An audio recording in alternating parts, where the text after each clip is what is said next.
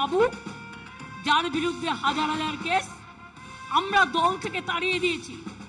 আমাদের দলেও ছিল আপদ, আর বিজেপির আজ হয়েছে সম্পদ। শুধু গুন্ডামি করে বেড়ায়। আর আমি শুনেছি সেন্ট্রাল গভর্নমেন্টের পুলিশের টুপিও নাকি পরে। আমি ভিডিওটা চেয়ে পাঠিয়েছি। 4-5 গাড়ি পুলিশ নিয়ে ঘুরে বেড়ায়। কদিন আগে উদয়ন গুহকেও অ্যাটাক করেছিল। উদয়ন গুহর গাড়িতে অ্যাটাক হয়েছে। আসামের সাথেও কানেকশন। আসাম আমাদের ভাই বোন, কানেকশন থাকাটাকে আমি অস্বীকার করি না। কিন্তু বাবু, আমি একটু বলবো, তোমার বিরুদ্ধে কি কি কেস আছে, কত কেস আছে, আমি দিয়ে দেবো লোকাল লিডারদের কাছে। আমার কাছে সব নথিবদ্ধ করা আছে। তুমি আজকে নাকি স্বরাষ্ট্র হোম মিনিস্টার। লজ্জা, লজ্জা, লজ্জা। দেশের লজ্জা, দেশের কলঙ্ক। গণতন্ত্র কলঙ্কিত হয়েছে। কেন আপনাদের এখানে আর রাজবংশী লোক ছিল না?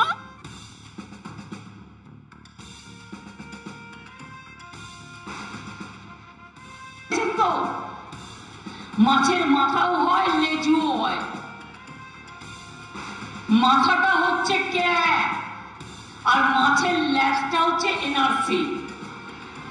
যেই আপনি অ্যাপ্লাই করবেন ক্যাটে, সঙ্গে সঙ্গে আপনাকে এনআরসি করে দেবে, আর আপনাকে ডিটেনশন ক্যাম্পে রেখে দেবে আসামের মতো। কেন বলুন তো?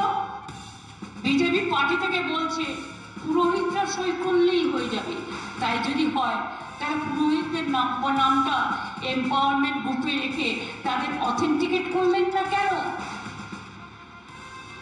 বিজেপির পুরোহিত সই করলেই যদি নাগরিকত্ব পেয়ে যায়,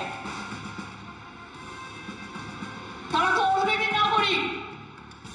আপনারা সবাই নাগরিক, আমরা সবাই নাগরিক, এটা মাথায় রাখবেন। নির্বাচন আসলে বিজেপির এটা তৃতীয় কেলেঙ্কারি। আমরা এনআরসি করতে দেব না, কে করতে দেব না, কারো অধিকার কেড়ে নিতে দেব না। মনে রাখবেন, আপনি যখনই অ্যাপ্লাই করবেন, সঙ্গে সঙ্গে আপনার লক্ষ্মীর ভান্ডার কোথায় যাবে? কন্যাশ্রী পাবে না। ভুলে গেছেন শীতলকুচিতে ইলেকশনের সময় লাইনে দাঁড়ানো 5 জনকে গুলি করে মেরেছিল। তার মধ্যে 4 জন সংখ্যালঘু সম্প্রদায়ের, আর একজন রাজবংশী ভাই ছিল। আমি ইলেকশন চলাকালীন এসেছিলাম ছুটে, এবং তাদের পাশে দাঁড়িয়েছিলাম। আর যে লোকটির ইনস্ট্রাকশনে হয়েছিল, তার বিরুদ্ধে সরকারের 2টো ডিপি চলছে। ভিজিলেন্স ক্লিয়ার হয়নি,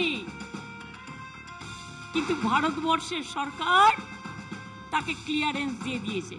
কোনো আইন কানুন কিচ্ছু মানে না। তিনি আবার বীরভূমে গিয়ে দাঁড়িয়েছেন। শীতলকুচিতে গুলি চালিয়ে এত মানুষ মেরেও হাতের রক্ত মোছেনি, এখন গিয়ে দাঁড়িয়েছে বীরভূমে। তার কারণ বলছে আমি ওখানে এসডিপি ছিলাম। So what?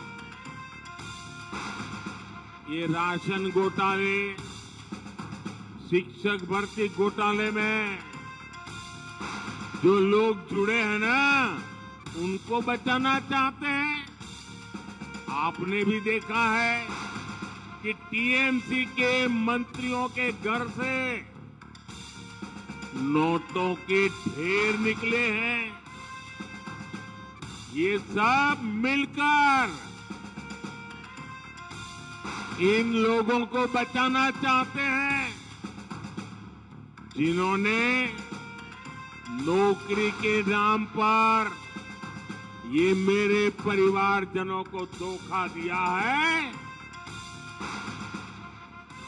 आमी बोली भ्रष्टाचार छोड़ाओ, तारा बोले भ्रष्टाचारी बचाओ।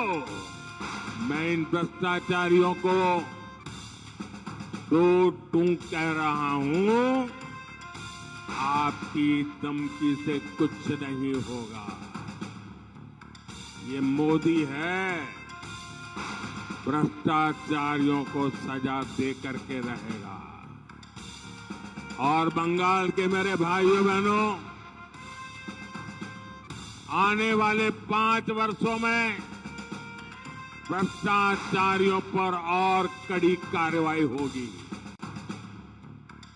इंडी गठबंधन अपने आप में